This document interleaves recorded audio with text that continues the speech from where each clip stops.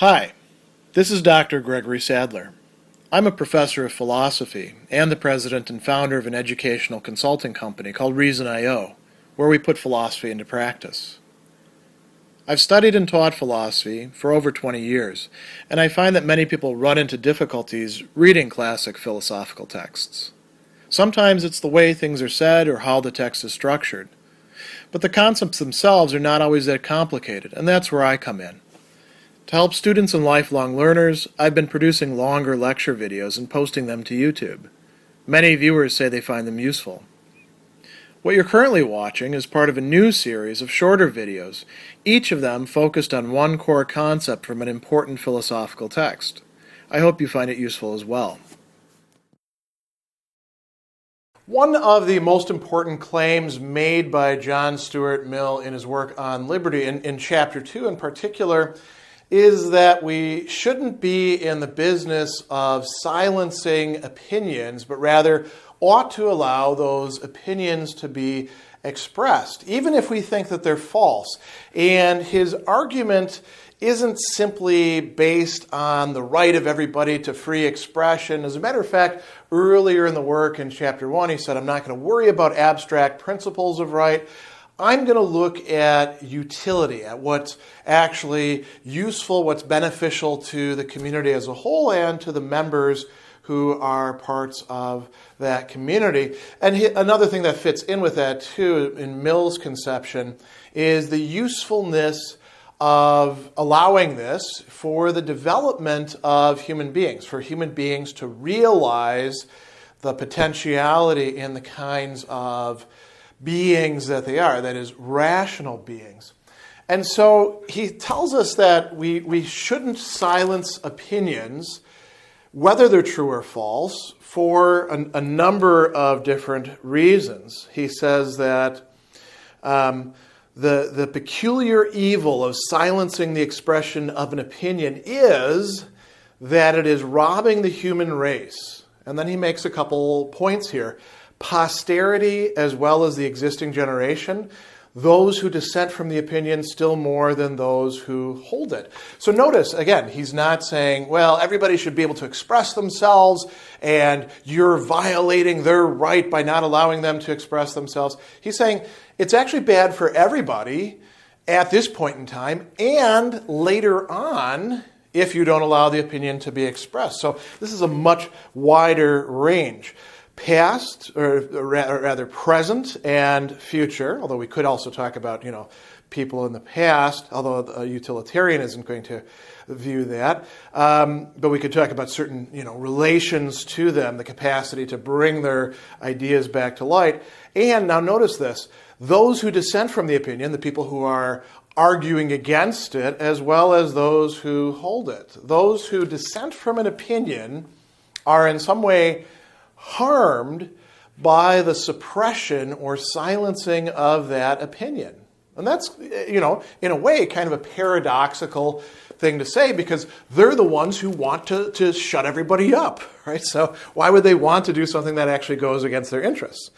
Well, he goes on and he says, if the opinion is right, what happens? They're deprived of the opportunity of exchanging error for truth.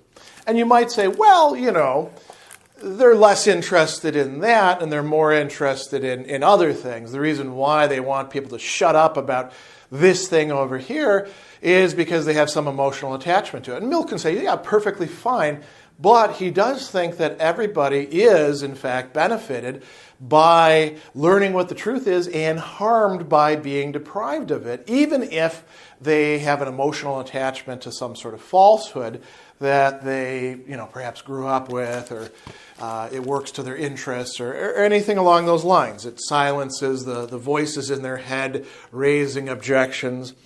The other thing he says, okay, so the opinion could be right, in which case you're silencing it and you're being deprived of truth.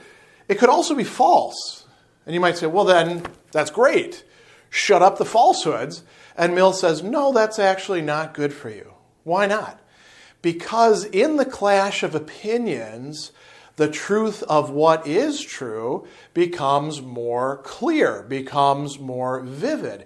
And we are also able to know it as true and not merely something that we accepted on faith or on the basis of having grown up in this place rather than another. He's got a great example a little bit later on where he says that the same causes which make a person a churchman in London would have made him a Buddhist or a Confucian in Peking, right? People grow up in a certain place and they just sort of accept that set of ideas. Mill wants to combat that. He thinks that's a bad thing.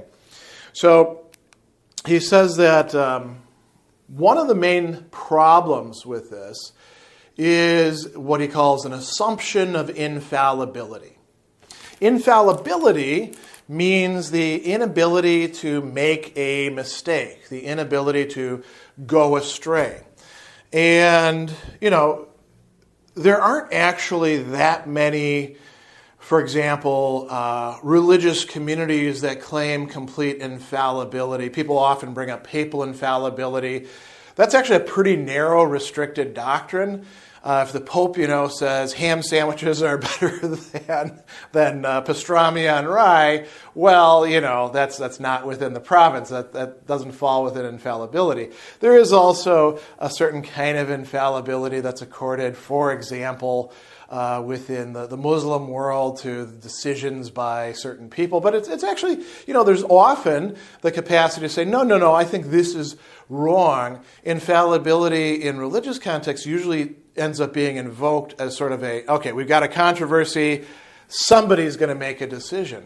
But within the wider world, which includes religious people but also secular people, lots of people behave as if they are actually infallible, or the people that they listen to are infallible.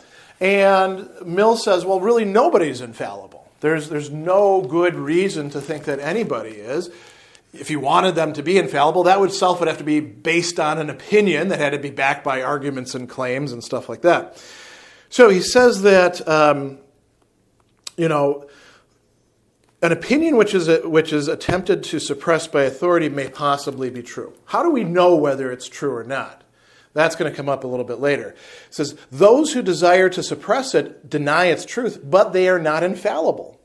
They have no authority to decide the question for all mankind and exclude every other person from the means of judging. When a person is behaving as if they are infallible, that's in effect what they're doing. They're saying, I decide, everyone else, shut up, we're done here, go home and believe what it is that I've decided is true. So he says that to refuse a hearing to an opinion because a person is sure that it's false is to assume that one's own certainty is the same thing as absolute certainty. And Mill goes a little bit further than this and says, all silencing of discussion is an assumption of infallibility. Whether a person has the concept of infallibility in their mind or not, they are behaving in such a way as to assume, as to project infallibility. And Mill thinks that this is very problematic. Why? Well, he gives several arguments here. He says, unfortunately for the good sense of mankind, the fact of their fallibility is far from carrying the weight in their practical judgment, which is always allowed to it in theory. Everyone knows himself to be fallible. Few think it necessary to take any precautions against their own fallibility or admit that the supposition that any opinion of which they feel very certain may be an example of the error to which they acknowledge themselves as liable. This applies to everybody. Everybody, according to Mill, tends to have this capacity for going from, saying, I could be wrong about this, to thinking, no, I can't be wrong about this.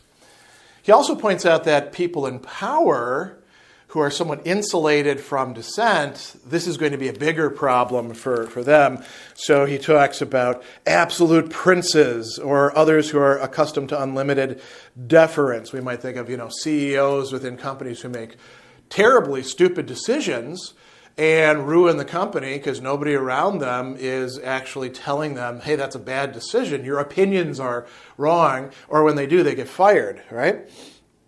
He says people who are more happily situated, who sometimes do hear their opinions disputed and are not wholly unused to be set right when they're wrong, place the same unbounded reliance only on such of their opinions as are shared by all who surround them or to whom they habitually defer. So quite a few people will say, well, I could be wrong about this. I will entertain other possibilities, but I'm only going to listen to people that I actually like or already agree with. And so, that's not going to be particularly helpful either.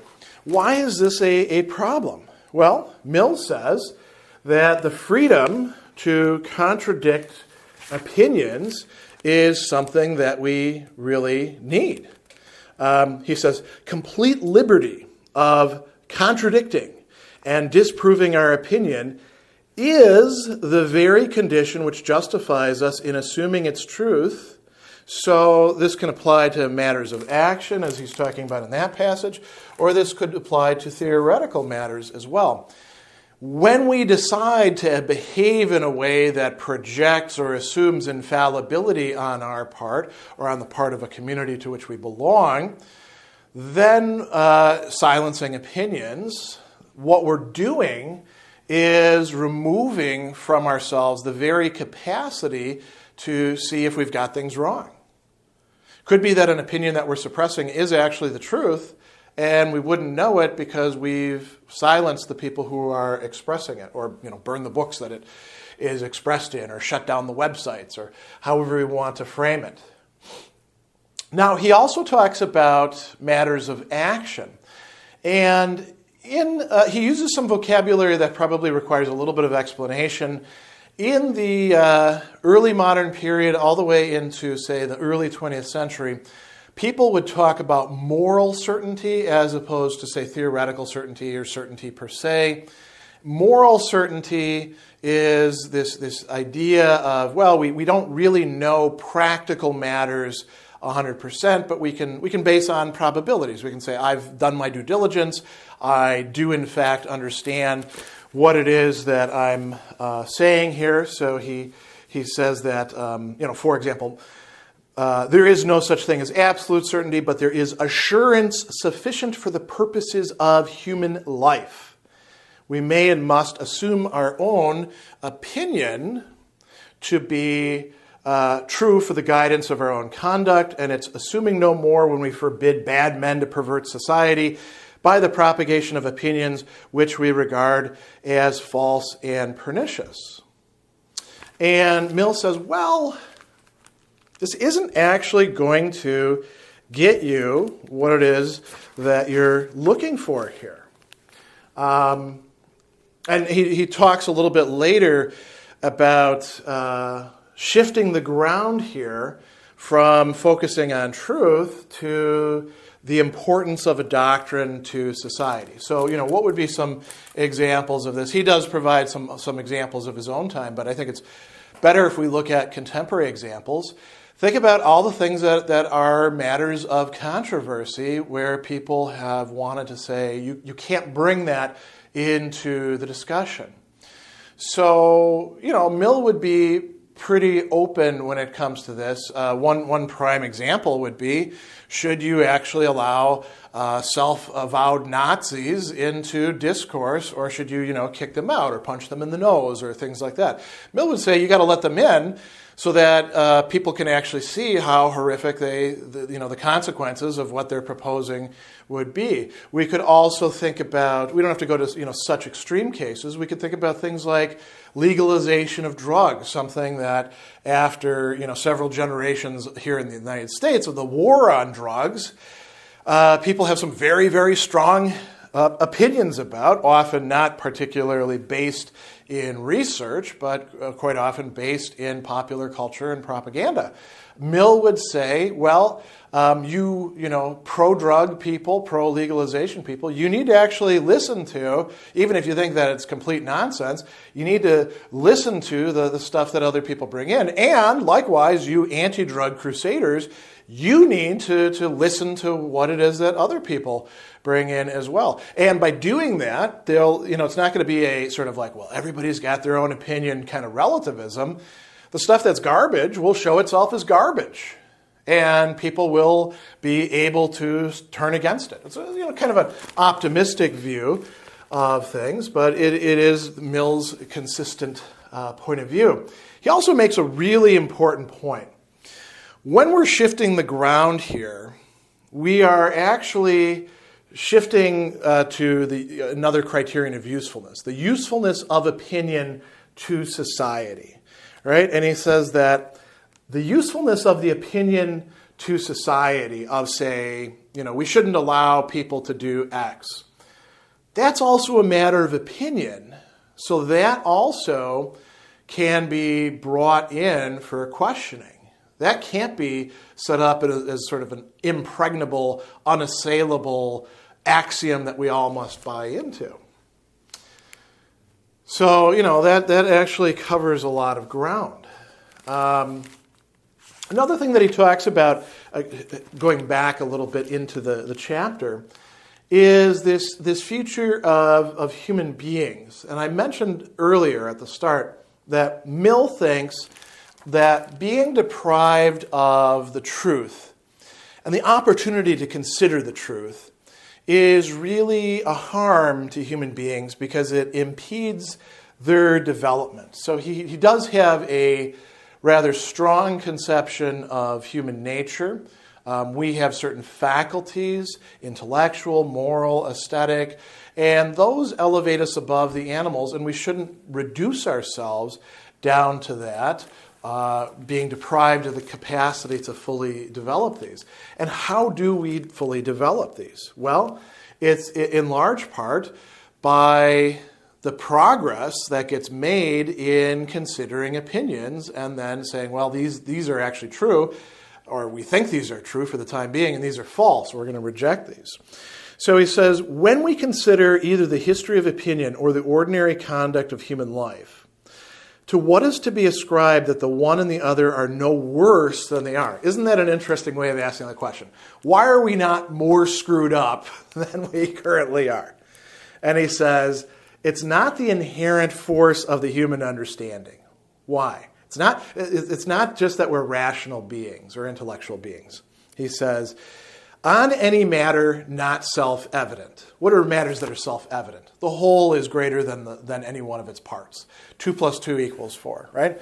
If you really want to contest those, you're probably just being perverse, or you're using language in weird ways, right?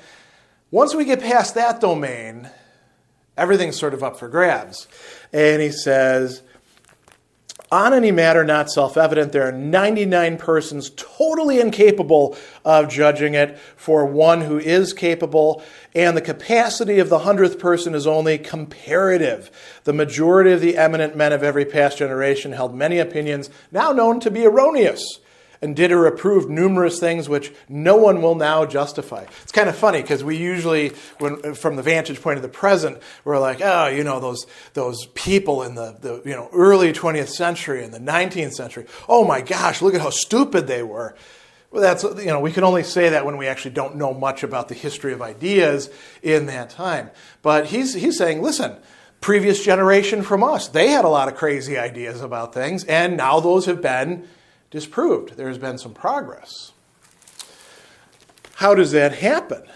He says, why is it there is on the whole a preponderance among mankind of rational opinions and rational conduct? How did we get to this point where we're actually pretty well off? He says, it's owing to a quality of the human mind, namely that errors are corrigible. They can be corrected. Human beings are capable of rectifying their mistakes by discussion and experience. Kind of a nice idea there, isn't it? He points out something that's really important. He says, not by experience alone. There must be discussion to show how experience is interpreted. And then he points out, there's a great line, wrong opinions and practices gradually, not right away, yield to fact and argument. But facts and arguments, to produce any effect on the mind, must be brought before it. Very few facts are able to tell their own stories without comments to bring out their meaning. the whole strength and value then of human judgment depending on the one property, that it can be set right when it is wrong. Reliance can be placed on it only when the means of settling it right are kept constantly at hand. What does that mean for us? Unless there's free discussion, this apparatus, this sort of, cause-effect thing about, realizing things are wrong, it's not going to happen.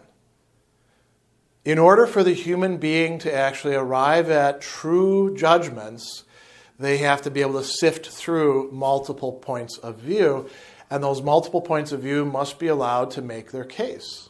So that is why silencing opinions is really a bad idea. Mill is producing quite a robust argument here.